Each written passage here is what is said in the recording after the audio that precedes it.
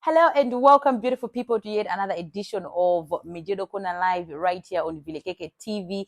It is that time again where we get to give you guys raw and unfiltered conversation. I am so excited because guest wanga mazulu banova ndi munthu wokuti takhanditi tukufunafuna kuti abwere banova, and a lot of people have been asking about him. So he is here. I'm looking at my guest. My guest is looking at me. We are looking at each other right now. But before we go into tonight's business, ladies and gentlemen, please share the live, invite your friends and family, tag them. I'll be right back after this short break. Do not change the dial. In this break, I'm going to break for the phone and invite so that we get to reach out to thousands of people. I'll be right back.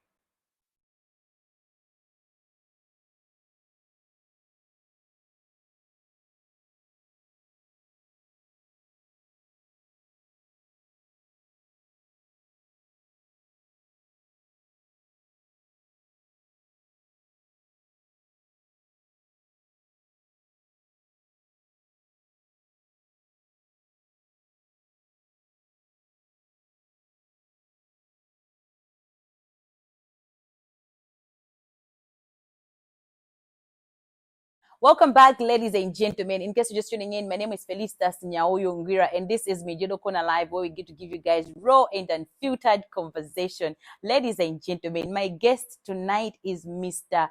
Phunziro Mvula. Iwowa anali anali kuyimira kuti akhale president wa dziko lino la Malawi. Sizinaende mene zinali amandegezera. But we're here to have a conversation to hear his story.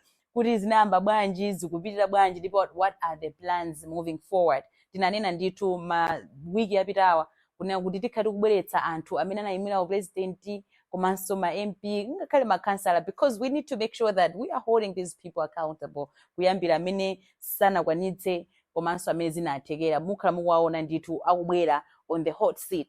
Ladies and gentlemen, without wasting much of your time, help me welcome my guest, Mr. Phunziro Mvula. Welcome on Mijedo Kona Live. Thank you.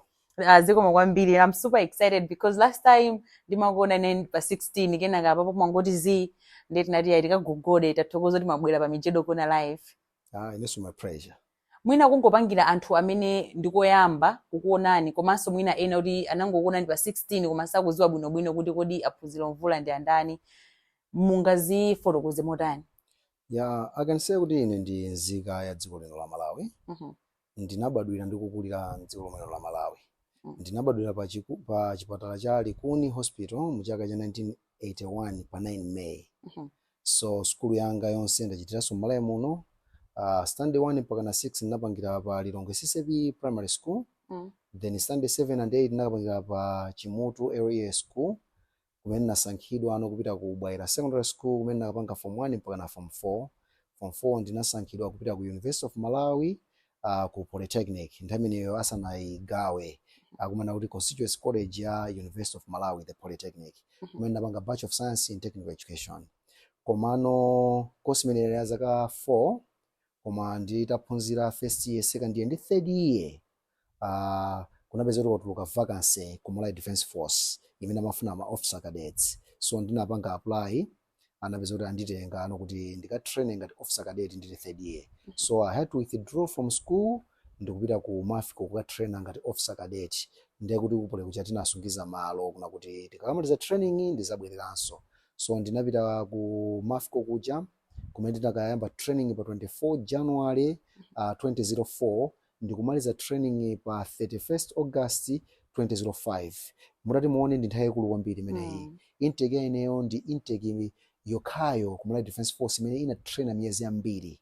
Ife tina trainer normally officer cadet amapanga 18 months. Ena amapezeka kuti muna even 1 year yokha, koma ife tinapanga 22 months. Yeah, tinapeza kuti training ya usikalija tamaliza. Komano by that time chifukwa cha mavuto azachuma boma linakanika kukugula blank ammunition yoti tikapangire final exercise. So tapeza training jatamaliza koma palibe blank ammunition yoti tikapangire final exercise. What the chimene tayamba tapeza tayambano kapangano level 2 ya course imene timati G2 umakapanga munthu utamaliza training wapita kambogwira ntchito amakutumiza kupanga course tinayamba kumafika konkuja. Then 2005 yomweyo mwamwayi anapezeka kuti boma linalemba no ma recruits asilikali wamba anapeza kuti amene anabwera anatipeza mafika kuja ifufata trainer kwambiri wangu kuti tipange commission anapeza kuti atitenganso kuti zitrainer ma recruits aja so ikana actually siku noti ife na trainer asilikali atsopano talipidwa kumene ifeso kuti sanamalize yani training so ndinteke yokhayo noti imene ili yoti na trainer mokwanira ku defense force. That is why it is even evidence pakati panopa kuna kuti ndimene kupangalize kwambiri pakati panopa ma intake anga we have a brigadier, we have colonels, we have my lieutenants. Amene apangalize kwambiri kuposa ma intake nawo. So I found it is one of the best intakes. Okay. Yeah, so nditamaliza training pa 31st August 2005 anapanga post ku Kobe Barracks mena kagwira ntchito ngati platoon commander. That was 2005 and then 2006 nabwera ku Polytechnic kuja kubweza third year then ndikupanga fourth year kumaliza 2007. Okay. Yeah, kena unabwera manga kugwira ntchito ndikira so ntchito yoncho ndi napanga no apply for masters napanga no with Indira Gandhi National Open University kumene napanga MBA yanga majoring in marketing and ntamaliza masters mene nagwira so ntchito ku MDF kumandi MDF kuja account tumiza nditumwe na for peacekeeping ku DRC peacekeeping ku Ivory Coast komanso makosi eno siyana military kumaiko so siyana so muna briefly nditonena kuti mbiri yanga ndiyotero. Mwanena kuti mutafika third year kupole munasiya kupita kaye kwa MDF ndikubwereranso. Why did you take that route? Simunamalizise kaye kenaka ndikupita so kukalembera MDF. Nthawi imeneyo ndina kuti MDF inali restrictive kwambiri ndi ma intakes ake. Mutati muone a normal entry ya ma officer cadets inachitika 1998 inanazilika 2003 imene makalowa ife. So when I panadutsa zaka zambiri isanachitikeso. So that time I thought kuna kuti couldn't miss this chance ndekuti muna chance inake sibwera so mufulumira. That is why I said no. Ku school I can talk with my dean of students ndivomereza kuti ntosungiza malo anandilwa nasungiza malo then I went to and train. Komanso ineyo ndakhala ndi chidwi kwambiri pa dziko langa ndimafuna ndakhala mtsogoleri wa dziko lino kuna kuti ndithandize mavuto amene ali mdziko muno. Nditawerenga mabuku a management ndi leadership ndinazazindikira kuna kuti ma principles ambiri a leadership and management amabwerekerera kuchokera ku military. So I said no, if I want to be a good leader, I have to go through the military. Fandu mene even ku civilian world akamata kupanga leadership, akupanga ma theory kama principles management, akubwereka kumene kuko. That means if I can go there, I'll be well trained and I will become a very good leader. Amene ndingathandize kukweza dziko la Malawi. Chifukwa inezima ndiwawa kuti dziko la Malawi lizichulidwa dzina la chitonzo loti ndi dziko losauka. Pamene dziko la Malawi inene makhulupiriro ndi kuthekera kuna kulikonse koma likungosowekera mtsogoleri amene aina kupanga the right thing at the right time and in the right manner. Yeah. Anthu ambiri akakhala kuti sima president iro amabwera pano kumayankha amene mwanenenamo kuti ayi Malawi ndi dziko lokuti likhoza kulemera. Ma president almost unalesa amene akhala president amene zimenezozo ndikazakhala pa mpandopo ndizasintha zinthu zambiri. Why is it that there's no change pakana panopa koma and most of the times and akakhala sima president amayankhula zambiri akakhala pa mpando it's a different case altogether? That is true. I cannot disagree with you. I'm agreeing with you 100%. The challenge that we have, it's how we were raised as Malawians. We were raised not as patriots or nationalists. Amene timakonda dziko lathu. Fa dziko lathu timakonda ngati ndi masasa poti tangobwerekera tizachokapo. So anthu umwini wenuni wa dziko alibe. So I can give a brief background on that. Mutati mune dziko la Malawi, it is made up ndi mitundu ya anthu osiyanasiyana imene achokera maiko osiyanasiyana. Ngati angona anachokera ku South Africa, achiyeko amene uli mtundu wanga unachokera ku Zaire imene pano Democratic Republic of Congo, atumbuka the same DRC pass through Tanzania, ayawo alomwe asena anachokera ku Mozambique. So these are the people amene anabwera kumalawi kuno anachokera kwina kwake. Koma what kind of people were they? Why were they running away from their countries to come to Malawi? You find out amatawa miriri, amatawa njala, amatawa nkhondo. What does that tell you? It tells you that this type of people were people amene satha kupeza solution ya mavuto awo. Koma mavuto akabwera amatawa. That is why if today you go to Malawi to immigration, mukapeza kuti chigulu chifuna passport chithawe mdziko muno, because at the back of the mind tili pansasa tizachoka kutenga mmene makolo athu anabwerera. So I want to be someone who can break this cycle. Someone who can do the right thing. No, dziko lindi lathu. We don't have another country. We should invest in this country. This is the country that God has given us and we should safeguard it. Komanso pa nthawi yomweyo mwanena kuti anthu ambiri amanena zinthu za nzeru ali kunja kwa boma kula mboma sakupanga nkhani yakulu ndi ya state capture. Most of these politicians are captured. We elect them as our leaders, but they don't have the power. The power belongs to the people who sponsor them to be the leaders. Most of these people ndi anthu business, ena from the Asian community, ena Malawi anzathu amene amapereka ndalama za kampeni kwa anthu andalewa. Ndicho linga chonoti akalowa mboma anthuwa azatu asoma business tizapanga control. We are going to own them. So munthu ona akuna kuti akupanga preach against corruption pa kampeni pacha, koma akalowa mboma yeso apanga corruption. Anthu amene members ora amapanga na corruption kuti mwina awamanga apeza sakuamanga akazindikira kuti anthu amene apanga corruption aja akupanga corruption aja ndi anthu amene anawapatsa ndalama za kampeni. So amene kuti sungalume chala chimene chikudyetsa, sungadule nthambi imene wakhalira. So upeza kuti munthu uja nkhale amapanga preach zinthu zabwino, koma akafika mboma muja akapeza kuti ati kuli katangale tinaloza Malawi kuti tisakatangale apanga katangale ndi ndani? Sata uchapeza anapasa ndalama za kampeni. Mutati muone mafairo asata amanena kuti chipani chonse kumalawi kuno kwana chipatsa ndalama za kampeni. Even majaji ena ali mthumba mwa sata, even maloya ena ali mthumba mwa sata, even anthu akupolisi ena akuluakulu ali mthumba mwa sata, anthu ena akuluakulu kwa MTF ali mthumba mwa sata, anthu ena even majournalist amene ali mthumba mwa sata. So you can actually see kuti sata anapanga capture the whole system ya Malawi. So it is actually him who is in control, not necessarily the leader. That is why even achakwirana ndi achilima, may his soul rest in peace, akupanga kampeni anapanga kampeni kuti adzathetsa katangale. Koma atalowa mboma anakapeza kuti katangale chamapanga ndi asatachi anakanika kuti awamange.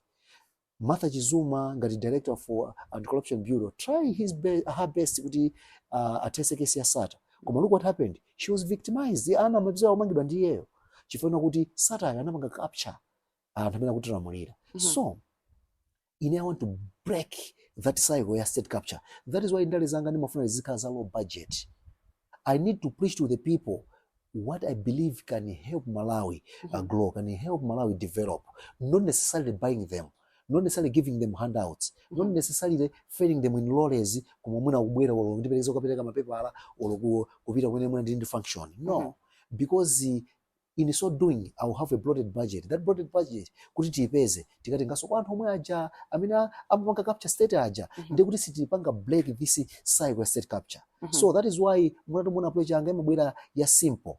Anthu akamayiona kwambirira amaona ngati kuti muna sachibwana, komano akakhala kuti akumvetsetsa ndi kuonetsetsa muna mazazindika kuti no, I think this person muli substance. This is the person we need for Malawi to change. Mukanena kuti mumafuna ndale zanu zikhale za low budget, osati kuti mupanga za low budget ifa kuti you do not have the resources. Mashoda ndino shoda ndino mwina ndimakonda kuone fotokoza anthu amuna ngati lankhula mwa mtudzu koma kuti mwandifunsa ndilankhulabe. Even my interview ena talankhulabe motero. Mmene ndili pakali panopa ine ndi munthu opeza bwino kuposa amene anali bingu asanakhale president wa Malawi. Ine ndi munthu opeza bwino kuposa amene Chakwera analira asanayambe ndale. Ine ndi munthu opeza bwino kuposa amene Peter Mutharika analira asanapeze ndale. Ndesi ndimakonda ine mahese, ndimakonda manena zinthu ndi evidence. Bingu Mutharika anamuchosa ntchito kukomesa. Anazafika ku Malawi kunoko analibe even a single house. He could not even afford to have to rent a house as Kalamu. Anakafika kwenda 15 wina masungidwa kwa maondo abale yake. And I have my own house. Ndine nyumba kwenda 12 mwe muli walenti, ndine nyumba kwenda 25 mwe makhala. Ndomanga my town house ku 6 miles muli ngoma muno. I have my own company, ndimapanga bottle ndimapanga cooking oil. So kupcha kwa mbotata sajani. That ndi zinthu zonse kuti I'm economically empowered. I cannot lie to say I can use those resources to kupanga pomp campaign with that. Ndilo chumachita. That is why even osewa amene apanga ndali amakatenga kwa anthu ama business dramas kuzanga state capture fast angakwanitse dramas anthu mamwawo. Ndimene ndafotokozera anthu ona kuti awawa even Chakwera analibe nyumba amene amakhala makanyumba chali chikwera 9. Nyumba yoyamba kumanga anamanga atayamba ndale mothandizidwa ndi munthu wa business amene anamangira kwera 6. Nyumba ine amene akukhala kwera 10 aigula no ali president. So you can actually see kuna kuti anthu asuti amakhani ndalama ayi, koma ndi anthu kuti they are ready to sell their country. They are ready to betray their country. That is why makatenga ndalama kwa anthu andale. Kwa anthu business. So I want to break that cycle ya state capture. I don't want to do the very same mistake. So I have to go within limited budget.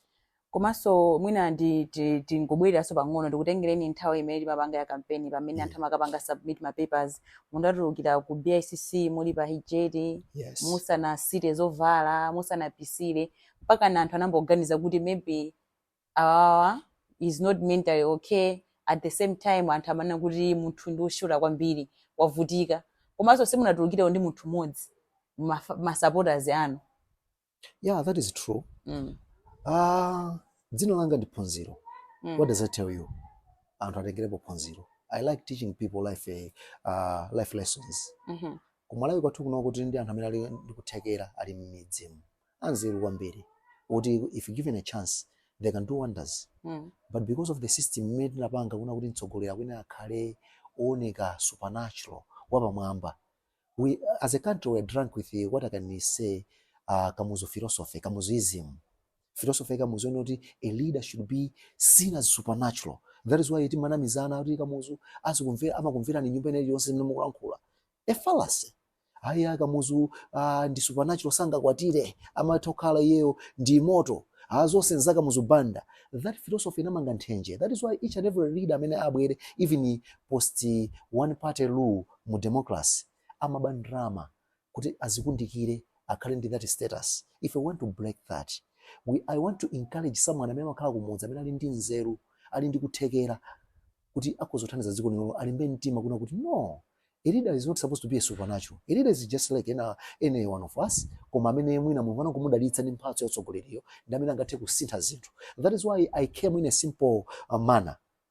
Azi mukozobwera kunyumba kwanga muzacheze mudzaone mudzazonena kuti ndine munthu oshota kamene sina munthu oshota with the properties that I have. Simple manner mpaka nosa sita zovala. With the properties that I've said order matter of this you can verify. So ndika munthu oshota bwanji. Komanso onise kuna kuti amuna munthu yemwe ali mentally unstable. MDF singalembe munthu ntchito amene ali mentally unstable. Kumene chamapanga ma psychological test. That means ngati MDF ina ndilemba ntchito ndikugwira ndikupanga retire ndeka. That means I'm mentally okay. Komanso mmene tupangira interact ino ndi nemo. Mwaonapo kuti ndi munthu oti ali mentally unstable. Anthu amama ankhwala. No. I don't have any ujeni medical history yokhala mentally unstable. That is why I manage kugwira ntchito ku MDF kwa zaka 12 kumugwira mfuti mwene cha no any accidental discharge. Osapanga misuse firearm. That means it tells you this person is sharp. He knows what he's doing. He's mentally upright. Kapena mwina jamba, chifukwa somebody mwina masura jamba. No, I don't smoke jamba. But tell me why. I tried into school, like peer pressure, tiliana, ku secondary school. You know, at least more you pass through those stages. Come I realize it's not a right thing to do. Right. So I can't do that. Okay. Yeah. Ladies and gentlemen, in case you're just tuning in, my name is Felicitas Nya-Uyu and this is Mijedo Kona Live. Tonight, my guest is Mr. Phunziro Mvula. Iwowa anali mudzi mwantu amene anaima nawo ndithu sankho zaba 16 kuyimira president. And tonight we're having a conversation. Tinanena kale tikati kumacheza ndi anthu amene ayimira president umaso ma MP kuti timve kuti moving forward what are their plans and also akuona ngati dzikoli tikuyima chapati. Mwina so kungofusa chinthu chimodzi muna ndinanena kale kuti munabwera ku BICC opanda wina aliyese saboda wano panabe wina aliyese mwakambapo so makufuna muzipanga campaign ya low budget, but we didn't see you moving around. At times what people are looking for, it's you selling your ideas or manifesto yanu komano if a manifesto siti na imve ma campaign yanu siti na ione anthu amatha kumana zimene zapange, but you did not do all that. How did you expect Malawians to vote for you pomwe simunagulitse masomphenya anu mukazakhala president? If you say kuna kuti sinagulitsa masomphenya anga ndiye kuti mukunama. Masomphenya tinagulitsa, of course misonga sitinapange. Koma the strategy that I took that time, I thought it was the best strategy. Anyway, we learn each and every day. As we are strategizing for 2030, there might be some changes. Koma manifesto tinagulitsa. Even ku BICC, when I made a speech, yona kuti ngati presidential candidate kuti amuvomera mapepala ake pokuunikira koyamba anandipasa mpata kuti ndilankhule. That 5 minutes I used it to sell my idea. Ninaonetsa the direction imene ndikufuna. I wanted kupanga recover drama zose zinabedwa kumale kuti pange improve economy. Within 5 minutes I was able to explain. Zimene mani naziyazona kuti ninabwera with a simple attire, a simple approach. Poti chiliyonse chimene chapita pa internet chimakhala kuti chapita ndikwa muyaya sichingachoke. You can go back and look that video. You'll find kwambiri kuja kuti anthu amayika ma comments onyoza, opeputsa, koma nditalankhula that speech anthu anasintha kuti no, I think this is the person that we need. I think this person knows what he's doing. That was my approach. Are you telling me that just the 5 minutes in the memory ndoma chapo tinayambapo anthu anamva anadzoti kuphunzira Mvula obwera ndi approach. Then I had several other interviews. I had an interview with the Job Chakadza pa Zodiac Cruise 5 inapangaso trend kwambiri anthu anayioneranso kwambiri. I had another interview with the Suzo Chitete timakatugulitsa mauje wa Nation timakatugulitsaso ma manifesto amene I had ndi channel oyo Africa ija interview napanga ma interviews ambiri komanso ndinaza klaso ndi live broadcast imene tinakalipira ku Times imene napangirwa Crown Hotel imene napanga expound manifesto athu yonse. Koma however I've noticed kuna kuti as a Malawi amafuna munthu atani aende sungadalire media, social media kapena mainstream media yoka. So this time around tipanga strategize but within budget ya drama zimene tazipeza motsata malamulo komanso mosazipangisa state capture. Panopa approach imene tipange ndiona kuti anthu panopa adziwa what I want to do for Malawi. They are following. Ife tufane pange approach imene apapanga ngati ku America kuchiona kuti munthu akhoza kuthandiza amene akukhulupirira kuti aphunzira Mvula akhoza kuthandiza dziko la Malawi. So atopereka kanti 1000 kwacha ka 500 kwacha collectively anthu angapo tatapereka tizapeza ndalama zopangira campaign. Komanso pakali panopa ndona kuti tapangaso ma strategy ena kuna kuti kumai normal savings anga aineyo tiyesesa kuna kuti tiakulitse kuna kuti tizakhale ndi surplus so tindachosa ku business kwanga drama kupangira campaign business isapange safa. So I've drafted a strategy on that. Okay. Yeah. Mr. Mvula mwana ndinakufunsani za campaign and yes. Ma channels amene mwayuzawo not it's just TV tengoti TV. Yes. There are other Malawians out there aliberu TV channels zoti anthu amene you never reached out to those people. Simuna organizira amene munaso sininapata mbasulire pene popo.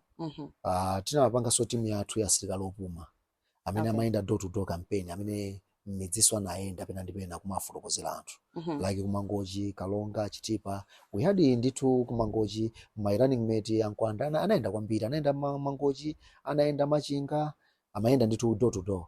Then we had Mafulira Kalonga anaenda. Then we had Beza kuchikwawa anaenda. So katoto campaign kana chitika kwa kufuna kuwapeza anthu amene sangathe mwina kumvera pa wireless kamene kuonera ma TV. However, we notice my shortfalls because as a leader you need to go back on the drawing board. You need to do a debrief to see kuna kuti kodi tinapangachi tinalephera pati, how best can we improve.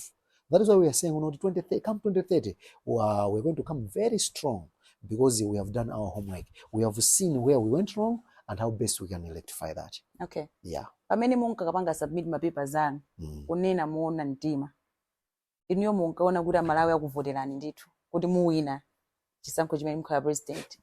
Yeah, to be frank, I actually knew kuna kuti sudi chisankho chimene ndiwina. Koma every journey starts with a step. Nakauri sindinapange that step. Today we will have not been sitting here and discuss what we're discussing. So we are discussing this because you noticed me through that. So that was a starting point. The general point there is this person who is passionate about Malawi, who has brilliant and good ideas which can help to change the narrative of Malawi.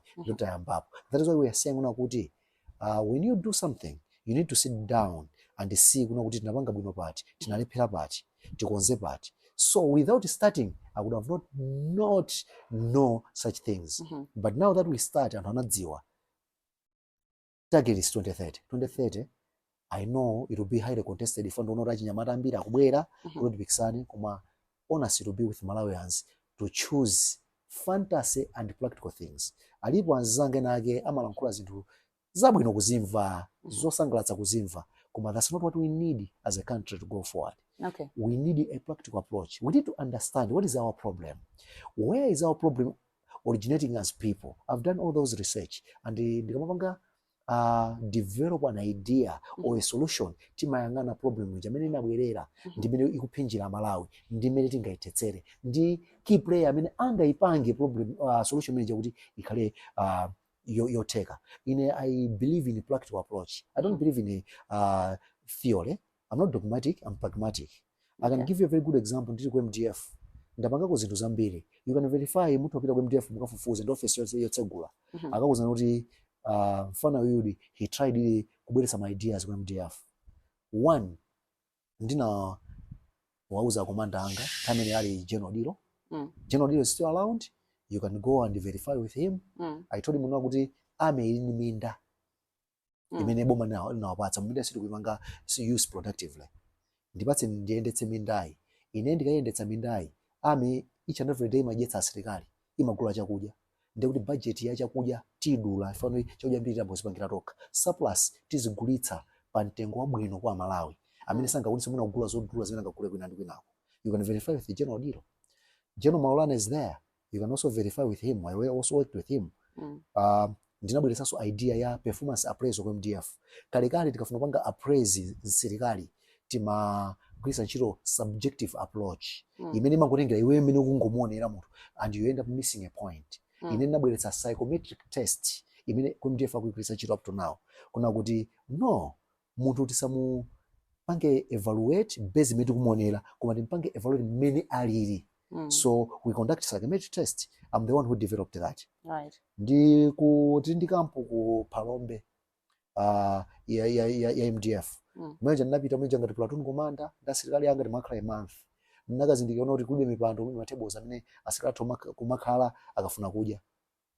Ndinaona ndalama imene ndinatenga tamene yoyo sili officer amene uli commander umanyamula hard cash amapasa hard cash. Uwagulira asilikali chakudya choni mwakhalire kukampomera kujako. Ine ndinapanga budget nkuona kuti ku budget wanga kwa asilikali akhoza kudya zakudya zokwanira ndikutrend surplus. Surplus yoti muna anzanga amatokwe panga squander. Ine ndinapempha a brigade commander ngali General Nungwe.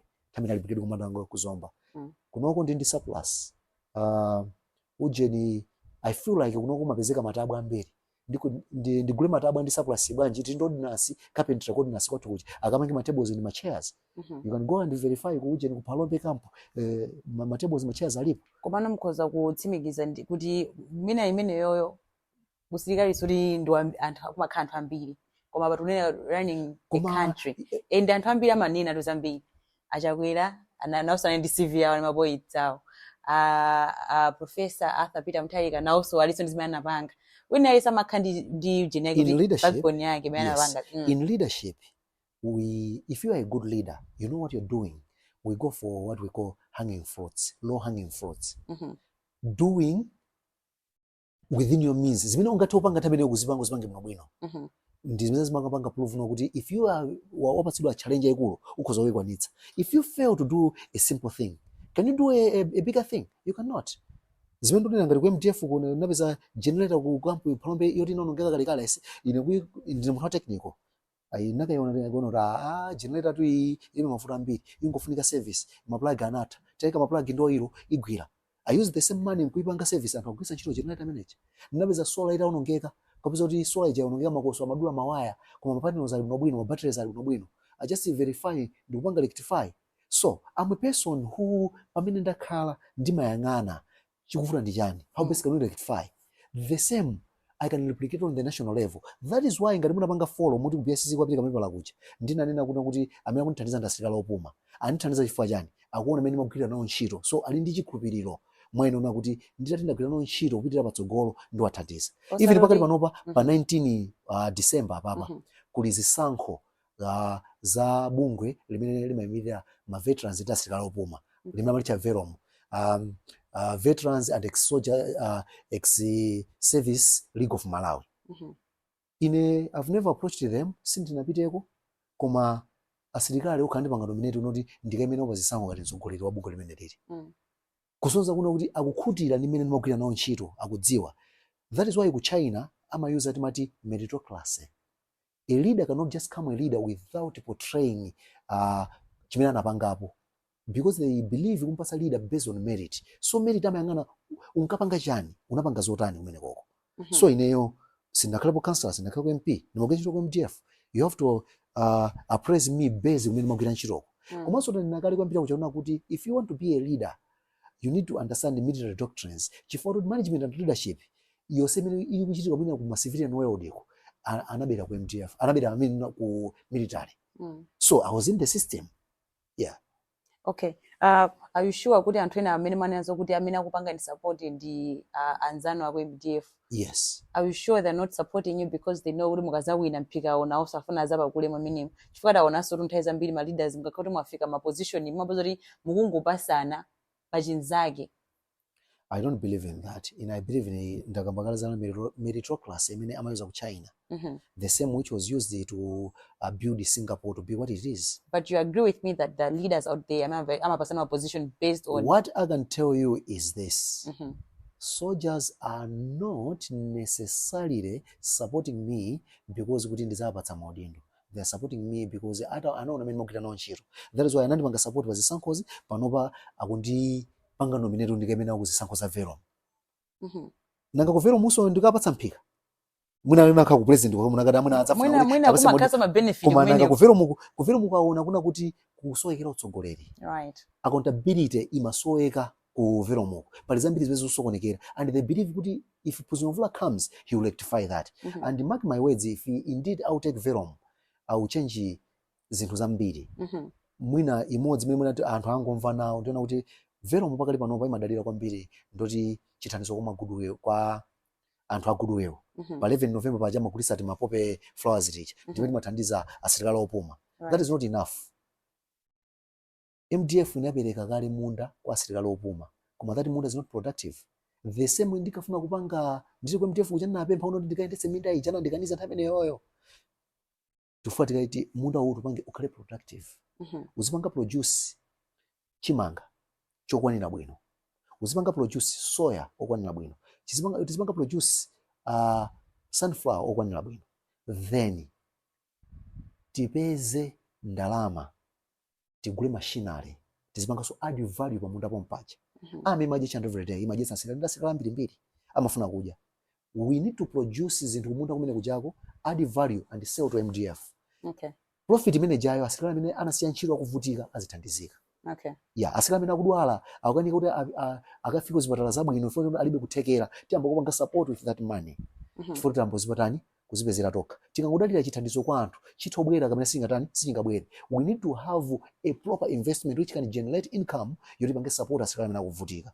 Komanso imene iyi enterprise imene tipange ena kugwira ntchito kwa MDF pakati panopa azipanga retire zaka zikubwerazi. Anthu amene ajawo tiyalola akatenga pension yawo chazagula ma share in that enterprise. Kuna kuti watati ndalama imene awapatsa gratuity ya aija koma akhabe ndi chuma chodya kwa muyaya chifukwa agula ma share ku that enterprise. So munthu akusiya ntchito chaka chinocho ampatsa 100 million gratuity yake. He can buy share of 30 million in that company, that enterprise. Watati 70 million chowakaija yamuthera. At the end of the year he'll be receiving dividends. This is what I want to do. So you can actually see I'm a person who like walk my talk, not just kungolankhula. Munati muona pantu kugamba nditu map yamene ndingamangire zinthu. Kodi tu ma leaders ambiri matipatsa tu map to koma mukakhala pampandopo. They don't necessarily. If you have pay attention bwino, you find out kuti they don't actually give you a map. They just tell you the end. They don't tell you how they're going to achieve that. Another example ni bano, we are going to create 1 million jobs. Did I tell you how they're going to create that job? If you can ask me how can I create a job, I will tell you today.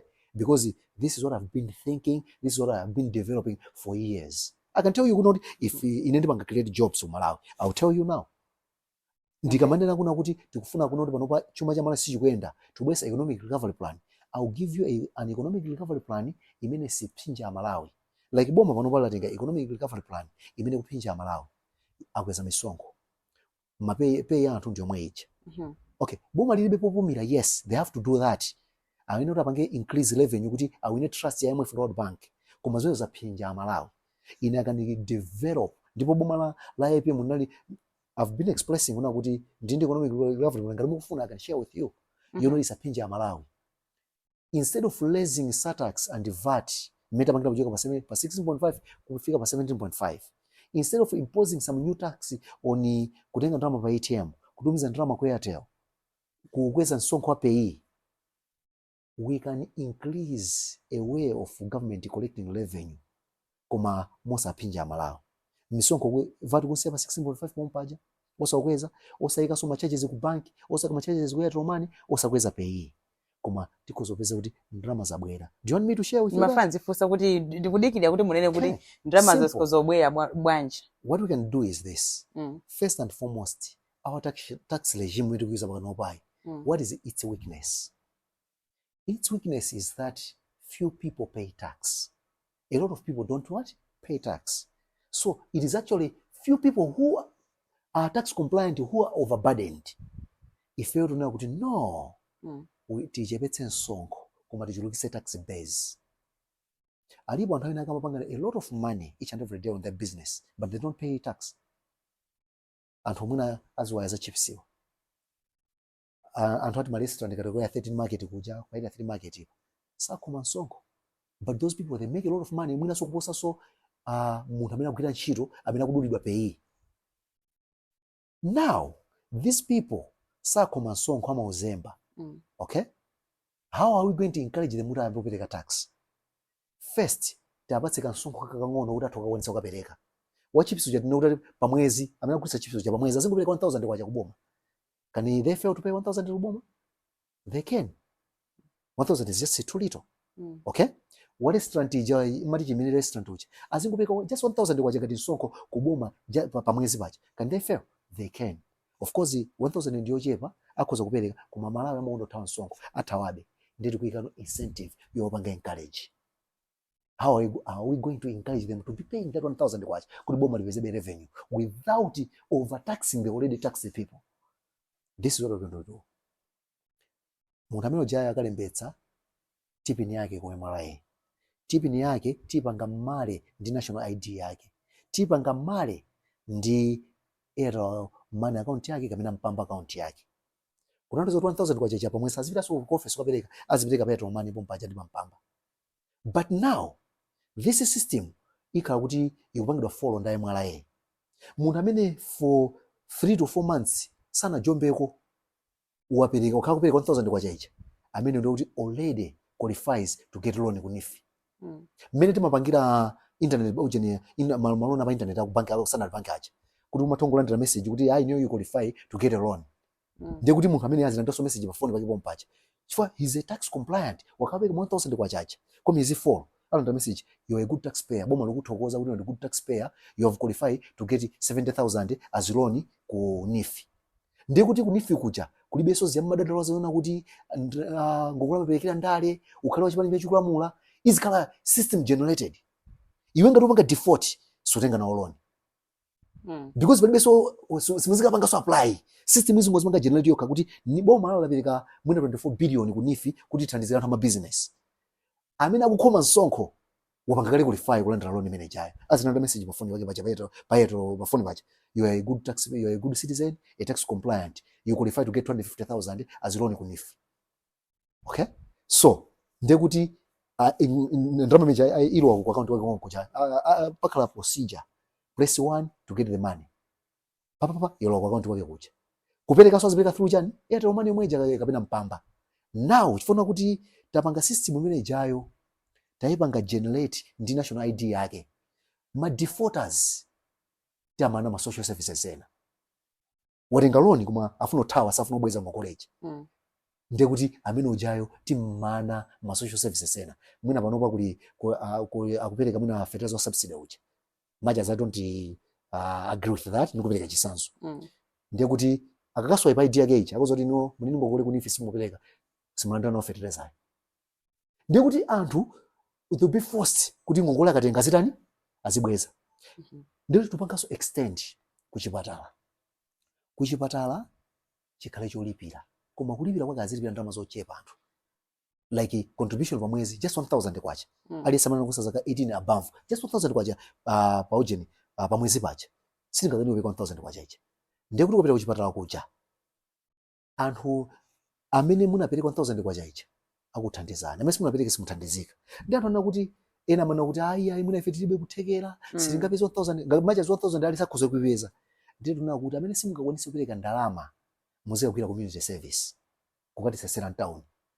Ndiye kuti ku national tiko kuja kupanga register kuti iweyo that month wapereka through community service unakasesa town you qualify kukalanda chitatizo kuchipatala. Ngati sungu ufuna kasesa you pay 1000 kwacha a month. Iyi ukuperekera usanadwale uli bwinobwino uli nkuthekera kuti upange economic activity ikupase ndalama kamene utenga nawo uli ndi mphamvu utenga nawo community service. Sikuna kuna kuti ukalipire utadwala kale ukadwala mwina wadwalika ulibe ndalama ukapeza kuti koma it's a prepayment. Each and every month I say just contribute 1000 kwacha. Okay. If you can pay the 1000 kwacha go do community service. You find uli boma la julusa tax base la julusa revenue collection yake without overburdening. Ndi kuti boma likajulusa ndalama manager the next thing boma lambotoli la ndalama zokwanira liyambo chepetsano ma corporate tax ma misonkho imene boma imayika pa makampani. Chifukwa makampani mwina opanga sopo opanga simenti opanga sugar those companies they don't want to make a loss. Boma likakwezera msonkho iyo mangopanga transfer msonkho uja kwanda kwa consumer. Okay? So tikachepetsera msonkho makampani aja futi boma lambo tolera ndalama kwina ndi kwinako you find kuti budget ya munthu pa mwezi pacha ikhala yabwino. Chifukwa pakali panopa atamona kasapereka msonkho koma they are now overtaxed. Chifukwa kuti boma sili kutolera msonkho ku ndalama zina kunjira zina ndi zina timanenazi nde lokweza VAT lokweza satax ndio katundu azikwera ndiye magroceries amene magula pa mwezi ndanga you find kuti magroceries amene kugula iwe pa mwezi pachapo wakoma chisonko chambiri ukagula katundu wa 20000 upange 17.5% 20000 how much is it? Ndalama zambiri. Pamene you have just paid 1000 kwacha as a business person, you have just paid 1000 kwacha as ya kuchipatala. Boma likwanisa kugula mankhwala ndiye kuti lichepetsa VAT chakika chepetsa VAT you find kuti sugar uja mangula 7000 uja 6000 wacha mungula 2000 kwacha. How much money are you saving now? Okay, zambiri. Yes, ndiye kuti metateno muja makampani mwacho mwapeputsira misonkho ija even profit margin nayo yamba kukula. Profit margin ikukula makampani amachapanga cha they will diversify, they will expand, they will create jobs. Mwene amene yo mwana yakuti ndi economic recovery plan imene iliyo muli nayo komanso mwene tingofusa pano pati 2025 tupanga head 2030. You have 5 years because anthu ambiri mangotulukira 2030 yomweyo. You have 5 years kuti niyo mudzigulise zenizeni. But before musanambe kupanga phokoso come 2030 Mr. Mvula, why must Malawians vote for you? They should vote for me because I'm the only person who is determined to change the narrative of Malawi. Ineni mawawida nimava kuwawa ndikaenda maiko akunja anthu kumatiseka. Dziko Malawi kamavala dzina la Chizozo kuti dziko limodzi momwe ikosauka. Malawi is not supposed to be poor. Malawi is rich in resources. It just lacks the right type of people to make use the resources that God gave us. So I will bring the leadership which will sensitize people to start using the God-given resources productively. We have our minds. Mwana mwe uli inko mining. God angotuluka kumabedwa kumapita kunjako. Anayambira kamuzubanda kuntulutsa God muno mwaba. Kale nkuna uli Malawi kunoko kulibe migodi neti yonse muno chuma chatu chine takati zilima. And of sudden matipata abwera ndu konse ndi kuti ako ni migodi ankabisa kumapanga iligo mining. Kuliluta yotapeza ukasiya ucha. You find kuti we are not benefiting as a country. Chifukwa anthu andale anakatenga ndrama kwa anthu amene akugulitsa aja. Nkomezera kupindwa ndazungu. Tindi ulene mukalonga. We have never benefited anything. I will change malamulo a mining. Ndikuti mining iyambe kuti pindulira yakugulitsa ndrama. Forex lukiso wai izibwera. Then we are going to agriculture. Agriculture kumale kwathu kunoko kamuzana chuma chili muthaka. Aliyese ndi mulimi. That is why kuti uyende kuchoka panopa upeza minda mbiri even town munomo. Koma timakani njala. Why? Paliponse palimidwa pano pa mvula ino ukaone mutandire mosemu nsewo choka pa ABC baja kudusa matandire posa palimidwa. Uloweka nsewa sento kwina ukose kwatani kwalimidwa. Koma Malawi makabe njala ifa chani. We are not doing the right thing. Much as we need to kulima unproductively. We need to bring productive farming. Mega farm concept was a very good idea. Only that it was wrongly implemented. Inaused ngati political tool. We cannot say each and everyone in Malawi is a farmer. No. People have got different skills. Yourself, you've got a skill like a presenter, a journalist. Okay? We need to support you in your enterprise. We have carpenters. We need to support them in their enterprise. We have farmers, we need to support them in their enterprise. We have bricklayers, we need to support them in their enterprise. We have vagabonds, we need to support them in their enterprise. Ndekuti pamenepo tayamba compartmentalize economy ichi. Pamene mundati muone panopa boma lupanga chani langotenga kuti aliseni mulimi apanga kuleta zicha fertilizer subsidy ndi mbewu. Koma izicha ndivyo ni mulimi. That is why boma limaweza ndalama zambiri on subsidy koma we are not improving tumakhabe ndi njala tukulabe chimanga ku Zambia. We need to say who are real farmers. Amina ni minda yokwaniracha. Let us support them, but with the proper guidelines. The government is going to support you this. You are going to sell your product pantengo waboma faboma la kuthandiza. Another concept ndichiona kuti minda yonse imene ali nayo Amalawi silandidwa ikhala yawobe. Let's say tingoti tipo anthu 5. Inu muli 2 acres, ine ndili 3 acres, wina ndi 4 acres, wina 1 acre, wina 3 acres. Minda tuja ndiyo yandikana. Tipanga mageti minda imene ikhale munda umodzi. Wakhala munda umodzi ndoti wapanga qualified to be what? A mega farm. So we are going to ask an investor to come. Kuna kuti munda wathu ndu tenti pangene register company. Munda ukhale ngati company. Ine ngati farmer ndasonkha munda, equity yanga ndi munda. You as a farmer wasonkha munda. Ndoti abwera kanda National Bank aja, iwo achabwera ndi farm equipment and farm imports. Chifukwa kuti munda uja tausonkha ku company kuja, suliso manja mwathu, atilemba ntchito ngati malebala. Investor uchazitilipira salary imene zikadya ku nyumba. Tikalima mbewu zija tagulitsa pochaka pacha. Ma profits acha atigayirano ngati ma dividends ife ngati ma shareholders. You find kuna kuti we can even transform midzi kulemera anthu okhala nyumba za malata. Chifukwa kamunda kaja kaoneka katweka kaja akani kokalima fertilizer alibe. Adali wa subsidy. Mwina alandire pena salandire. Zokolola zosaoneka. Ndoti kuli njala komanso mlimi uja sana mugidwa empower. This time around tampanga empower munda kuja usonkha ku company. Atosonkha company kuja ndiye kuti iye ujayo pakali panopa ndikuti akulanda salary imene akaja. Akupeza kandalama kuti atulipira mwana school. Pakutha chaka pacha mukumpasa ma dividends ifa ndi shareholder. Ma dividends amene ajawo agula malata amanga nyumba ya malata. You see? Komanso ndiye kuti ndalama zimene zazadira limene lijalozi boma lipeza kusuka msonkho pang'ono mukuwatsala ma dividends awo acha. Boma likatolera msonkho pene pajapo ndiye kuti likuthaso kupeza ndalama zazo zopangira chitukuko. These are practical things. Tikunena and the means. And we create jobs. We will recover the economy. But they don't tell you how. But I'm telling you how. Had it been that inuyo simunali aphunzira Mvula and then mukumva kapena mukuonera munthu amene ali phunzira Mvula pa TV, with what you're saying, do you think it's making sense to a simple Malawian? Very. Because ndazimanga interpret ndafurukuza kuti munthu wakumudzi kuja atenga munda wake uja ausonkha. Pamene anthu panopa akavutika amagulitsira tuja munda uja. Akuluza landija angotenga ndalama adyera yatani yatheratu. Koma ife tobweretsa system ina kuti apeza ndalama koma munda ulibe wake uja. Sana mfe munthu wakumudzi pamene. Okay. Yeah. Ma philosophy anu wakanga kufanana ndi a Dennis Mahata. Simunaganizepo kuti mwina sinanganonse ndinu ama revolutionary kaya ma philosophy kuti mwina mungokhala ngati mupange collaborate and then we should work together come 2030 wina president wina running mate or as a team.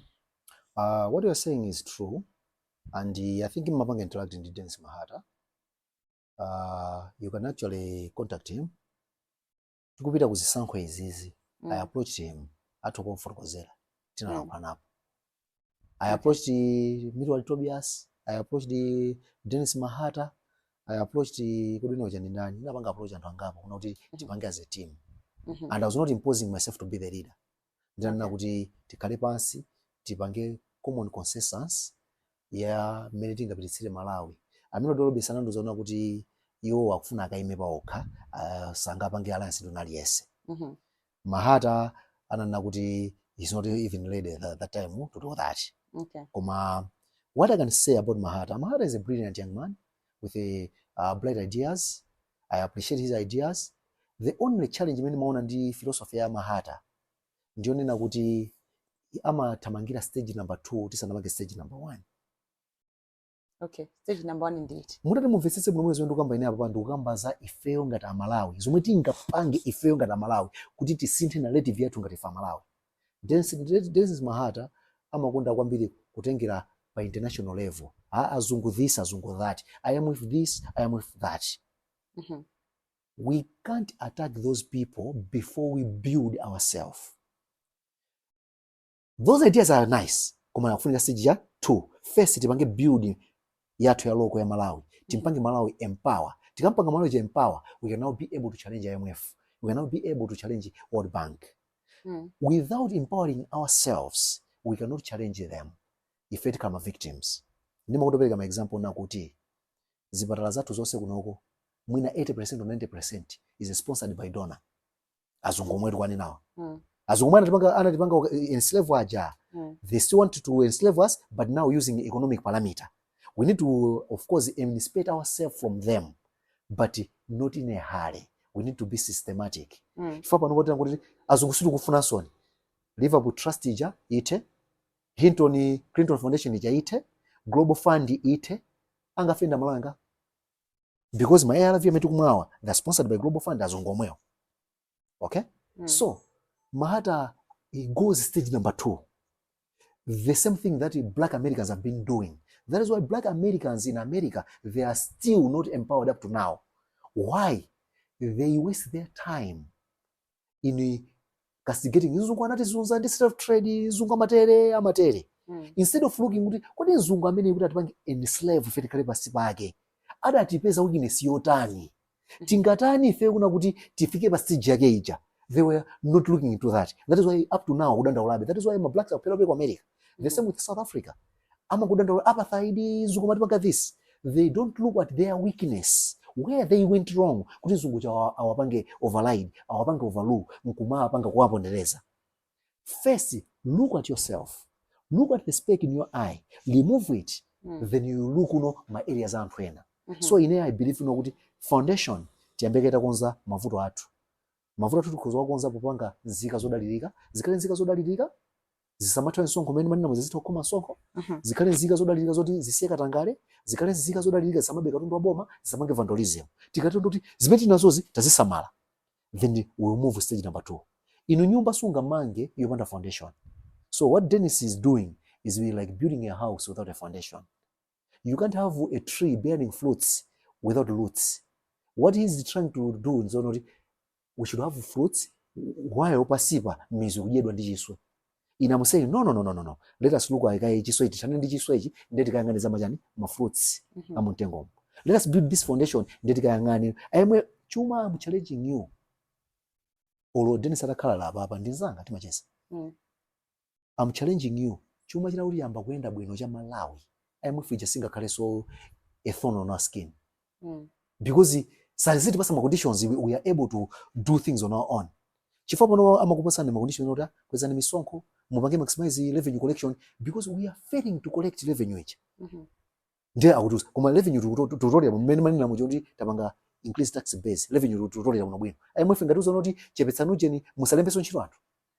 IMF ngatuza kuna kuti musapangeso promote anthu. IMF ngatuza kuti kweza ni VAT.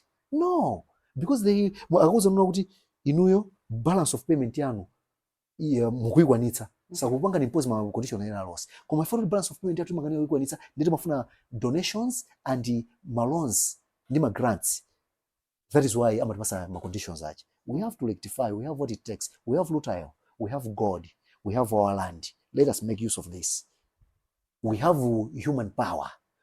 Population ya Malawi ya kula kwambiri utapanga 23 million. 23 million. That's manpower. Let us put that manpower to good use. We have the labor. Factor of flotation mafuna zingati. Land, labor, capital, and managerial or entrepreneurial management. We need a leader. In our provide management. Point number 4. Land munganati pasakali. Maminos munganati pasakali. Labor ndi taswana Malawi fetina mbili.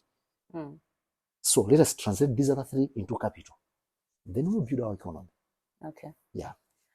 Ladies and gentlemen, I hope you're enjoying the conversation. We'll be right back after this short break. Do not change the dial. Africa.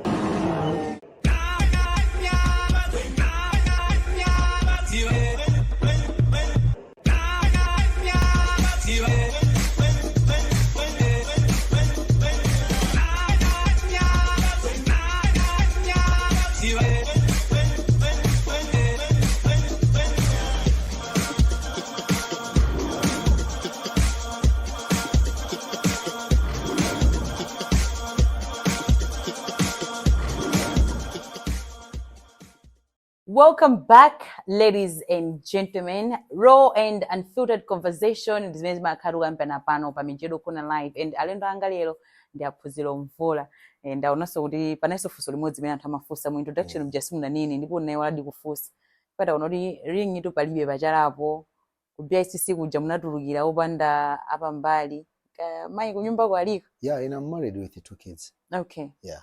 I just wanted to be safe because kunja kusinanga In Ndotengeni. All right. Moving on. Come 2030, taona kuti Mahata afuna zaimino president, inu mukuzaimino president, anamadingo anapangaso ndithu kuti afuna zaime 2030, komanso mpekesera zikuveka kuti a Prophet Bushiri akuzaso ndithu kuzajoina nawo ndale. Ndangotchula anthu amene akuoneka kuti ndi achinyamata.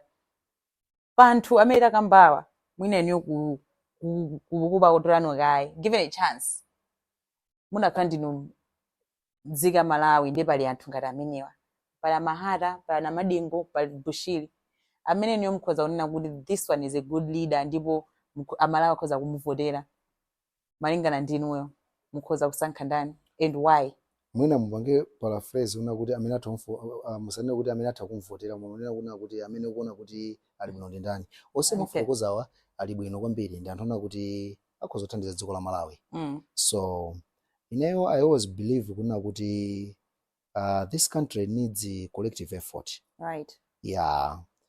Because where I am strong, mwina Mahata might be weak. Where Mahata is strong, I might be weak. Where I am weak, Bushiri can be strong. Where I am weak, maybe Namadingo can be strong. So what I can urge in Zona Kuti, if indeed we are doing this not for the sake of Ineo, let us work together. Okay. And we have all the time of planning from now to figure 2030. Right. We bring together my ideas atu. We nabwe some ideas atu na ideas atu. Then tapanga field and ukhala ndi one national pack ya my ideas. We feel onoti ikoza kupititsa Malawi patsogolo. Because tikamanda kana revolution, tikamanda kusinta, it's not necessarily me being the president. Right. Sometimes it can be my ideas helping the country through someone else. Okay? That is why ku philosophy kwambiri, ma philosophers ambiri anakulemba philosophy timawerenga za Aristotle, za Socrates, Plato, Aquinas, anthu siyana Mahatma Gandhi, timawerenga zosiyana. You find kuti timagwisa chino my ideas awo aja. Koma they were not necessarily my presidents. Okay? But we borrow from them. It is only Julius Nyerere, amene ku philosophy we regard him as a fortunate philosopher. Because as a philosopher, he came up with a philosophy nkukandi platform uno yoti aipange implement ngati president. Mene akalemba mabuku akaja ujeni uhuru ndi ujama. Okay? Ujama umoja. Okay? He actually, those were his philosophy, ideas. But he had a platform as a president kupanga implement. Kuma you find in Socrates where they were never president, they were never kings. So to me, I believe I can come up with my ideas. My ideas can have weakness, can have strength. Where they are weak, my friends can compensate on that. And the ultimate goal is to make Malawi vibrant, is to improve Malawi. We change the narrative here Malawi. Yeah. Nkani inaso yavuta pa social media panopa ndi mena nasankha a president asankha cabinet ndi anthu ena kapena anthu amene ma positions ena ndi ena anthu ena madandala kuti yayi sakutenga ma professionals yayi ena school mulibemo to a point anthu akumana kuti school siyofunikira kwambiri so ma positions iwa oloba no anthu ambiri kamene kapanga trend ngokuti school is not as important as amene anthu timaganizira. What's your take on that? Ineyo nkhani ya school yokai ndimakuya nayo ndipo ndikakumana ndi munthu woda kunyoza school amandikuyitsa kwambiri. School ndi chinthu chofunikira. Okay? Just like the hammer. A hammer and a nail, you'll be able to hit pa timber and be able to make a furniture. Okay? The same hammer and the nail and the same timber, because of you can come up with a furniture, you're sonika bwino. The same with the same hammer, the same nail, the same dibanga furniture onika bwino. Okay. So, amanena kuti a bad carpenter blames the tools. Ifeyo Malawi ndamene ndi vuto. School ilibe vuto. Wana Malawi ndife anthu othawa school ndiyo wawa ndeti maithawa.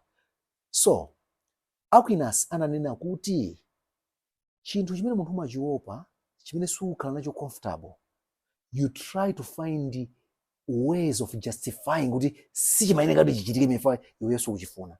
Not that chinthu sichabwino. So Amalawi ambiri amathawa school ndiyo wawa. Kakhala klasi zaka zambirimbiri zija amaithawa. So that's why Amalawi demonize school.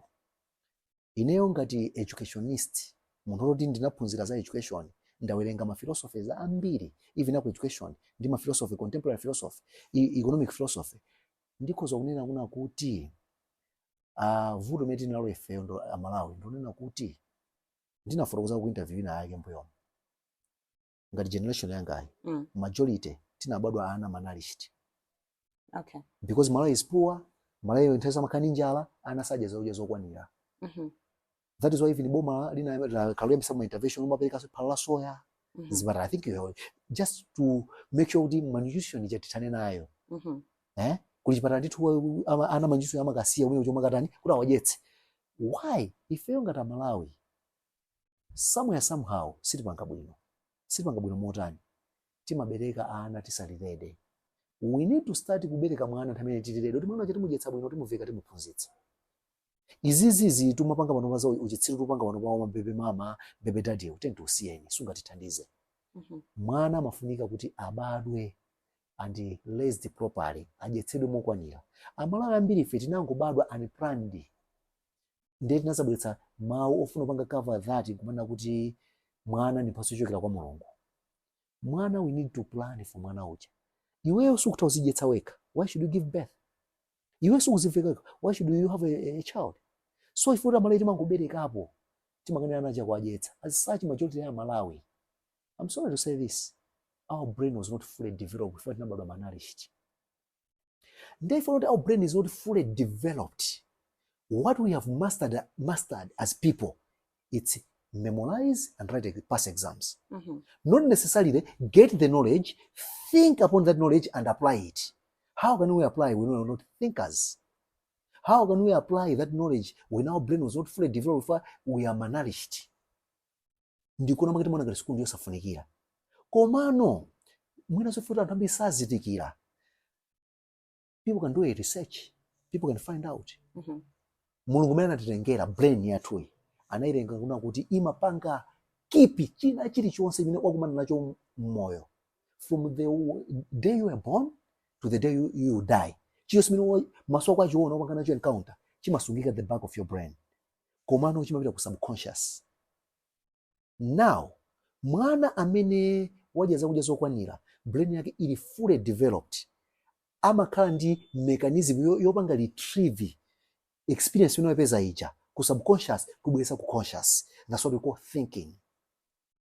The act of intelligence upon experience. This is the experience that we're having. It's our experience. Mukuisunga brain manu, ikusunga brain wangamu. Okay? A critical thinker can reflect on this same conversation tukana nayo. Ndikupeza kuti tapangira chinthu china chake. But now, someone who is not a critical thinker, I mean brain yake was not fully developed, we will not retrieve zikangodusa pazatani zapita. So Amalawi ambiri tili choncho. That is why amana kuti timakonza mayeso koma tukanika kupanga develop anthu amene school fajani. We are not thinkers because our brain was not fully developed because of malnutrition. So we live at the mercy of recurrent. What am I trying to say here? Zinthu zili ku subconscious. Right. A similar thing chikasachitika chimapanga trigger ndo mazachikumbukira chimene chichacho. Then you act.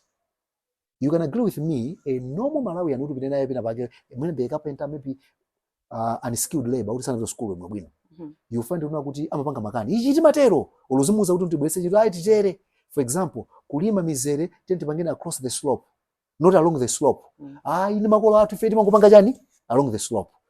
Pamene iweyo you are thinking kuti tikapanga along the slope so erosion itani ikokola mizere ichi. Tikapanga across the slope tipanga chani kipi madzi. Mukaphunzira ndo chete tizikani ma box ridges azitusunga madzi mvula ikuvuta.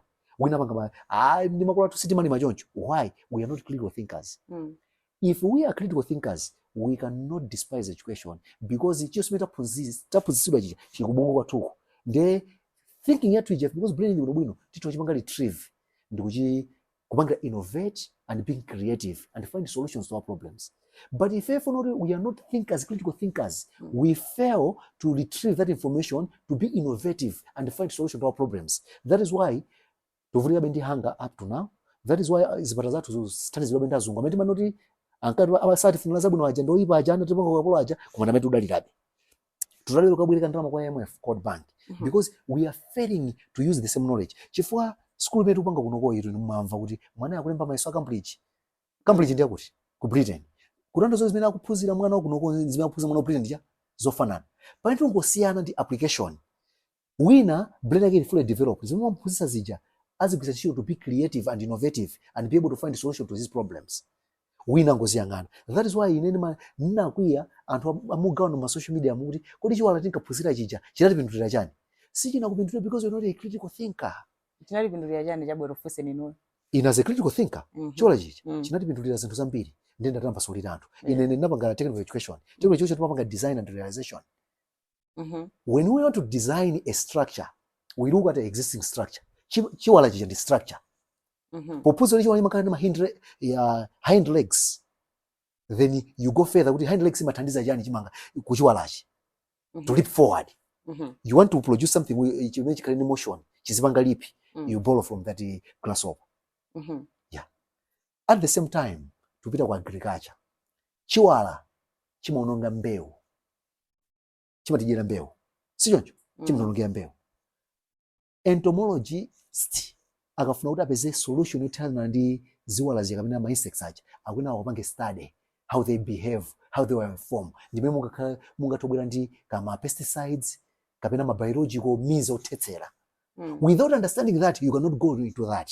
Koma anthu ambiri for they are not critical thinkers school so alekezera panjira pomwe alekezera pa Sunday 6 pongo phunzira mapatsipo sangadziwe kufunikira kwake koma designer architect akakuza kuti no chiwala chofunikira mechanical engineer akakuza kuti chiwala chofunikira I can learn there to design a structure. Entomologist akakuza kuti no chiwala chindithandiza kuti ndipeze solution yothanana nacho kuti chisanonge mbewu. So I think now I have clarified. The problem it is us, not the hammer in our hands. We have the knowledge here, but we are not critical thinkers. A critical thinker will say, oh, hind legs can help me this. Chiwala chini maso otere, chima panga filu motere, mafila zoage amaenda motere can help you to come up with the gadgets or use muna artificial intelligence with the same thing you're borrowing from mafila zajani achiwala chicha. Because the feelers helps the chiwala chicha kuti chirani chizita kupanga survive. If first one mafuna kupanga survive we can borrow a leaf from that. Okay. Nde amalawi azidziwe lero kuna kuti kumafika kuti ndi say atumena kuti chapusisidwa sichinatayike kupanga compliment zimene naku inaso kuti chonse chimene okumana nacho munthu moyo pano chimakhala chili chani mubongomo chimakhala ku subconscious. It takes you to be a critical thinker to retrieve it. If you cannot retrieve you wake at the mercy of random scenario mene chitika kuti ngofanalira ndimazo kukumbutsa naona kuyikati ichi but you are not going to be innovative.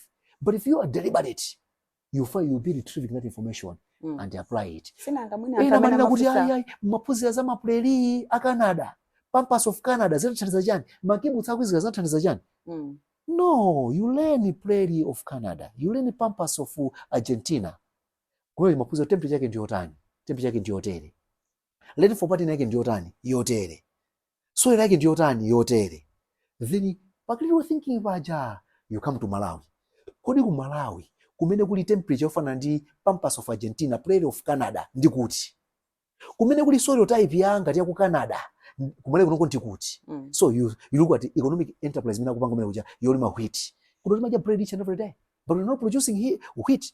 We are not critical thinkers. If we are critical thinkers muno process prairie of Canada zija pampas of Argentina zija verde of South Africa zija you'll be able to say oh amati temperature makhala chonchi soil makhala chonchi learn for party neke ndi hotel kumalawi kunoko kulidera limene lufanana kumene kuhita kuzoka kumera mukamba kumera kukadzala kuhita kumene kucha ndiye kuti flex imativuta ija tambo ipanga control uhiti tumaitanisa wambiri uja ndi madandalo kuti wakwera uhiti ifana kuti kuli nkhondo ku Ukraine imene kumachokera uhiti sizitani sizitikhudza. We need to be critical thinkers. Don't blame the education. The education is nice. And in mboma langa if I can make I'll make education a priority. kuwalimbikitsa anthu kuti apite ku school afuna asafune tizanena kuti aliyense kumene kuno kuti apeze driving license kapena passport akhalona ali ndi mwesi amene anakula kale kuti sangabwere ku school tizapisa ku school yakwacha but now pamene kusimzakhale mukuwapanga force anthu kupanga chinthu sakufuna. But if it is for the general good of the country, we have to do it. Sometimes a leader is not supposed to be nice, but it's supposed to solve people's problems. Anthu ena manena kuti school siya wina aliyese. No. School ndiya wina aliyese, but we now have to identify area yomuyika. That is why we could be different with professionals. Right. Pamene timala kuisa mpachapongo mwana kumpanga overload ndi zinthu zomwe sasa kuzifuna. Ati ineo ngati ndanayo ndine educationist. Ndawerenga philosophy education ambiri. Ndawerenga psychology wambiri. Mwana ujayo tuena kumpanga identify from standard 1 age. Ma strength yake ni weaknesses zake. Well, there are those scientific tests we just have as a government to put in place. Tingampanga identify mwana uja, timpanga channel towards that. Inu fedi tu she's an artist. Timpanga modi mujani ngata artist. But artist yake kaje nodi yozindikira yodi ikandi impact kujani chuma cha dziko. Davy is a footballer. Timulimbikitsa kujani ku football kuja. Koma in such a way kuna kuti akhala productive jani citizen. Football yake idani ibange contribute to economy. Mfano ndi ali good at sciences. Timpanga modi kuti ati azakhala either doctor, engineer, all the other areas many from jani ma scientists. Kunoko mistake mwe mapanga we don't have that test to test anathu aja kupanga direct. That is why manina kuti ayi ku China tutayantha kunomfusa za chiwala ku China anapanga zakuti no anzathu andika capability amamuona mwana uja suri wina aliyesama amakhala kupanga zimene zozo ayi ena ni ma pharmacy ena ni machani you need to identify mwana uja ali pang'ono nkupasa knowledge imene akufunikira imene apanga thrive osampanga force mwana ndaona pamene makolo ena ake mwana akuna kuti ndifandika pange arts no banja tutaba engineer ukapanga engineering no afuna arts that's chinthu chimanga bwino when you have interest and passion achipanga bwino to that way. So amalawi amve kuyambira lero sukulu ndi abwino. Ndiye mboma la Phunziro Mvula alisaza kaophunzira. Amene sazaphunzira adzamanidwa ma social services ena to force people aphunzire. But maphunziro akadzakana kuti direct towards interest and their passion and their capability so that they can contribute to the national development of the country. Ndiye anthu tisaza kupoderani mwina zaona ngati mwaka kamiza zinthu zoli osakufuna. Ngati sanga vote ziko mwambira sa vote. Koma with time they will understand and these ways will come to pass. Right. Yes. The same with Christ. Mwana bwira badziko basi bano bana bwandi ideas aka mbiri. Anthu ankamutsutsa mpanga crucify. Koma ino bano ndo saujera dzina la Yesu lomwe. Atsikolo machali chi umaka prophet a prophet. Si dzina la Yesu lomwe. Kumesa mesa wakada kulalikira. So at one point in time people will say kuna lichitsirina yake mali chaimisala chinabweyosa visira kuje ku BCC chinanena zakuti. They will appreciate and they will implement. Okay. I may not really make it, but my idea will make it. Okay. Yeah. Pali zipani zambiri kumalawi kunoko. Inuyo ndikufusa ni mafusa awiri muyankhe mpaka modzi. Chipani chimene inuyo mkhoza kupanga join ata kupanga na approach ndi chiticho. Komanso president osameta khala ku Malawi kuno. Amene akupanga ni impress ndi utiyo. Kunkhani ya zipani chipani yonse mwana kuno ndikhoza kujoina. Okay. Chitakhala kunena kuti chiri in line with my line of thought. Komanso chiri ready to go through transformation and revolution. Ndinakala kuti zipanizi tindimayima ngati independent kuzikopa zipanizi fono zipanizi captured. Kuzipani kwatavomereza kuti afuna nawonso azipange unshackle from that state capture. I can join in the political party. When we look at presidents amene alamulira kumalawi kunoko, kumalawi sitinapeta kaunitso kulera bwino. Timangona mizidwa. Kuyambira pa Dr. Banda. That is why Malawi sana inu Malawi anasinthako kuchoka ku dzino loti limodzi mwa ikosauka. Mapulezidenti osameta khala nawo. Alipo amene anabweretsa tangible development pakana mkulisuna dziko from maiko sauka kukhala dziko developed or semi-developed country. No one. That means they are all failures. Dr. Banda had a chance to develop Malawi. Dr. Banda analamulira nthawi imene kunali koduwo ili papiki. As such, Eastern Bloc and Western Bloc, they were scrambling for us with donations and projects. Kuti ubwere mbali yako tunotupangira ichi. Ubwere mbali yako tunotupangira ichi. Dr. Banda anakumana nthawi imeneyo. Iye anali pro West. Kunali Canada project kuno. Kunali ma project ambiri amene anabwera from the West. Koma what did he do? with those projects? Anangoba ndalama zake mala nkhalabe osauka. Akubwera Bakiri Muluzi akumuuza IMF, makampani anu sakupanga profit, ma state owned corporations, statutory corporations sakupanga profit, asaji mwapange privatize. Okay, he didn't sit down to say sakupanga profit chifukwa chani. Apart from privatizing them, what is it that we can do to resuscitate them? He never did that. He sold the companies, economic law pass, agriculture law pass. Come Bingo Mutalika come with the brilliant ideas, Green Belt Initiative. One village, one product. How did he do it? He never implemented them. And as I said, izizi gazipanga zikupera zokulatula landali. Sana zibange implement. Anayamba Bingo nora atsigula fertilizer factory. Anayamba kuimangoka nengoko. Atanga muza makateo zaje. Ife ruti mabeti majira tikamaya banga supply matraga atua subsidy. Ndimo ngomanga chimene chichi sabu ife motipera ma business. Project anasi yapo. Anagula matractor uti awapitise ku ma EPA. Matractor ajana kugawana ngana landali. Bingu was never a performer. Bingu was just a good politician. Otakunamiza antu numa propaganda. That is why anayambitsa mpungwe bandari, anayambitsa makiolo basi, just to spin people's mind to think kuti he's working when he's not working. He borrowed an idea from Professor Sanchez ya subsidy.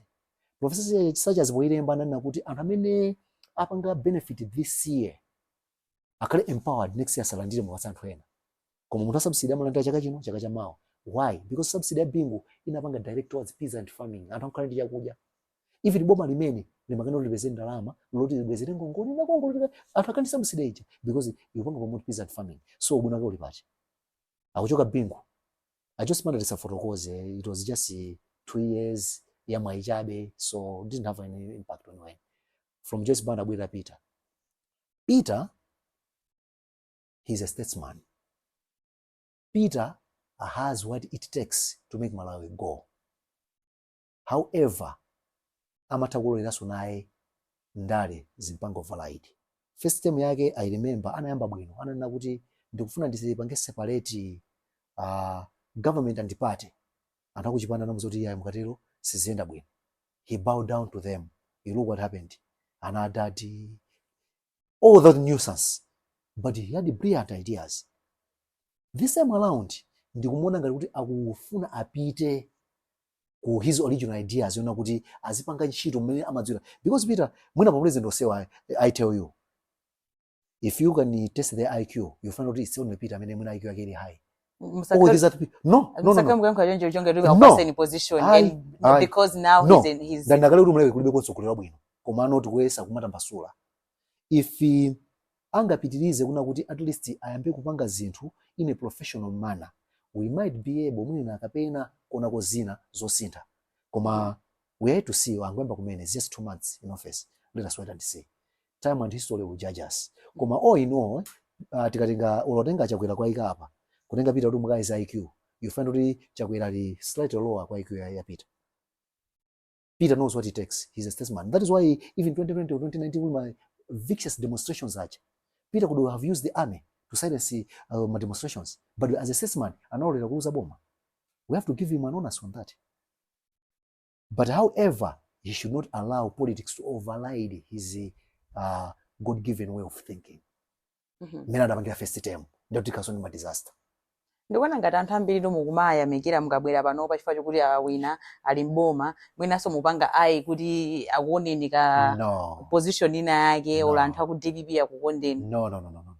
Ndanena kuna kuti akalolera ndale alephera. Akapanda kulolera ndale atopanga bwino. Sinotapanga bwino, ma akhoza kupanga bwino ali ndi chance. Ngatizo ndinena kuti tentaonerereni. Chifukwa first time anakanika. Anayamba kumana tani? Anakanika. This time around is just 2 months. So, tikuona kuna kuti ali ndi kuthekerako. Pali kuthekera ndikukane kugwisa ntchito kuthekera. So let us give him chance timuone kuti apa atomanga motani. Kuti ndikuti pazipani zonse zimene zili kumalawi kuno kunthawi mumayimira ija palibe ndi chimodzi chimene upanga na approach. All along, if you can go into history, I've been affiliating myself kwambiri ndi Eugene MCP.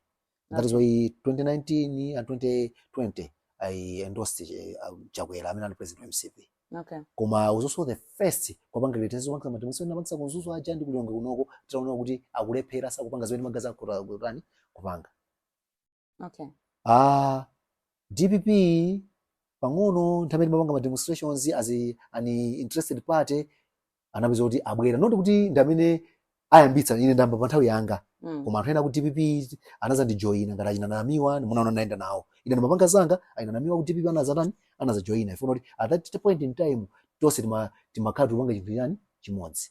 Masimu maoneka kwambiri masimu maoneka kwambiri ma demo ndinapanga ma demonstrations amene napangisa ineyo awiri kuno kulilonga anga ineyo ndamene anakubwera ngati ozangojoina nawo ndiye ena awiri kunzuzu imodzi inatheka imodzi anatetsa polisi anga ine amene mapanga ineyo.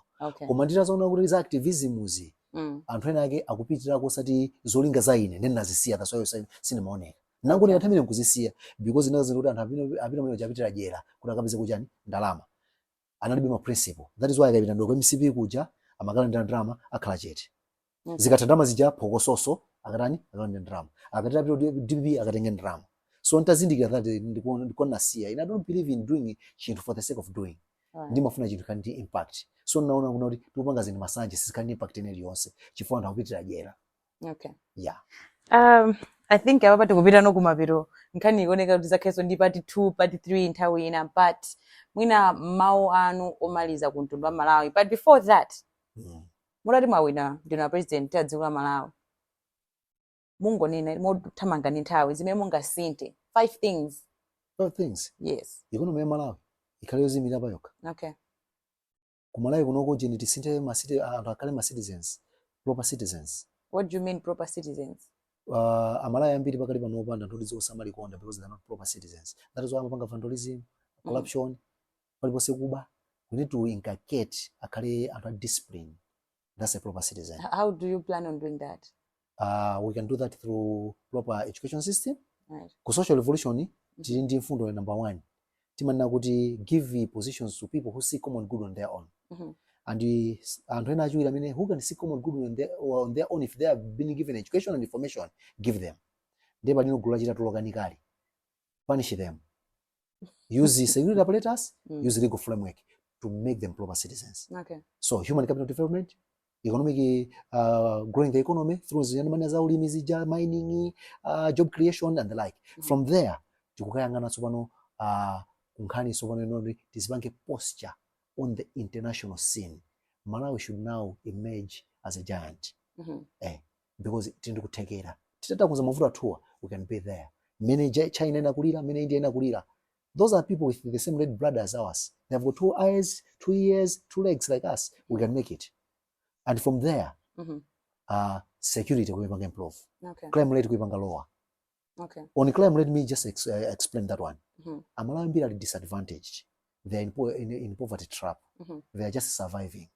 Some they commit crime not that they are criminals, but they want to survive. Right. By improving the economy, we have also sorted out the issue ya crime. Gulukanikali je ndimene tili kwapule lija. Tili mange lija. Tili pasi zikwapulija. Kumalabu bwino listen for economy yatani yasintha. So crime rate isinthe, inflation lower, okay? Ujeni people's earning ikule, anthu asiye kupanga survive. Ayambe kupanga live. Munthu zikwanitsako nanga nimene mulili mu December mukwanitsa pa Madagascar ka holiday. Koma simungafune mutatero. People should be able to now make savings. They should now be able to live the life that they desire. Right. Not living the life they desire because abanga corruption yayi. No. Abanga illegal business. No. But because the economy is thriving. Crime rate is lower. Inflation rate has been capped. What is one thing chimemona ngati kuti chimauperekani ni mtima nkhani yokhuza ndi education which you wish dakha kuti achipanga sustain koma pano pamene chinakanika and chimene chikhoza kusinthidwa? Maphunziro tiakonde tisayang'anire maphunziro popanga compare kuti uyu anapita ku school then akuvutika uyu sanapita ku school akuchita bwino. Ayi. Maphunziro ndofunikira in each and every life yathu miri kupangayi school ikufunikira because maphunziro atipasa knowledge imene ingathandize kuti tikhale critical thinkers. Right. But because if we were not critical thinkers, that's why we don't see education ngati yofunikira. So education ikhala compulsory. Amene sana ndwankulu sando school satha kulemba ndi kuwerenga timpitisa ku adult literacy class akaphunzire. Amene ali ku school anawa aphunzire mpaka tikhala ndi baseline kuti at least tatafika apa. Kuti zili bwino.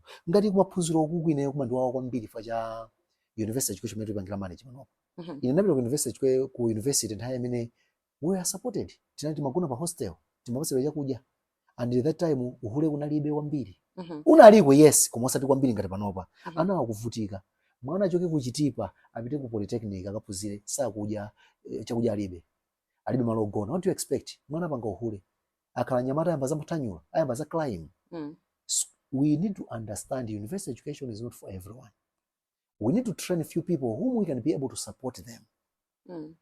Ena amene sanga kuti ku university wa apite ku ma school muna ma diploma and certificates akaphunzira ma skills osiyana amene awathandize kuti apange contribute kuchituko cha dziko. Amene akuti ku university apite ku university, let us borrow zimene apanga ku African Bible College. Mwana amene alibe school fees amamulipa ntchito amatsuka mbale mayika mabuku mu mujeni. Ndeko tunokoso ana amene akulephera akuti alibe school fees iwa poleja ikoza kunena kuti yachotsapo le polisi aja amene anapasa contract ana school aja mazilondera oka ndoma sefa zija olipika school fees ana amene aja kukefu kuja ana amene sangathe kuti azikatsuka mbale kumene kuja azikathandizira ku kitchen kuja ndikuti ana alembere anthu ogwira ntchito ziyazi awalipira school. It's what we are going to do. All right, kutseka kwathu Mr. Mvula kamera ano ndimeneyi. Mulankhula munakhondina president ni banga address Malawi mawa nomaliza kwa Malawi ngati president wamutsogolo koma panopa mungofira kuti ndino president kale. Amalawi anzanga chomwe ndingakupempheni chona kuti tiyambe kulikonda dzikoli ndi kulimbikitsa zinthu zimene zingakweze dziko lathu osati zimene zingapotereze dziko lathu. Tilibe dziko lina lilonse, dziko lathu ndi lomwe la Malawi loti tena kulisamalira ndi kuliyang'ana bwino lomwe. Ngati sitinayang'ane bwino lomwe ndikuti taliwononga tikuononganso tsogolo la ana athu ndi mibado ina imene kubwerayi. Mibado ya tsogolo imene kubwerayi isazidandaule. Tenti akonzere tsogolo labwino, tiyambe kukonza dziko lathu, kulikonda ndi kuchepetsa katangale, kuchepetsa tinganene kuti kuchepetsa ndithu kuma crime, komanso kulimbikitsa kuti ana tibereke ana amene tingakwanitse kuwasamala ndi kuwadyetsa kuti akule bwino. Zomwe kwambiri. Zomwe kwambiri Mr. Mvula pobwera nichidokona live. Ndiwona ngati 2030 kwa mwaza vita tizapeza stylist muzasite zovala mukama panga submit maujeni. Apa city na city. Apa patu muli bwino mudakatuka choncho nthawenechi. China friend atizeta antusana 45 na city. Nangano sinanga president azoneka presentable. Ladies and gentlemen, there you have it. My name is Felicitas Nya-Uyu. I hope you had an amazing time. Till next time, have a good night. Africa.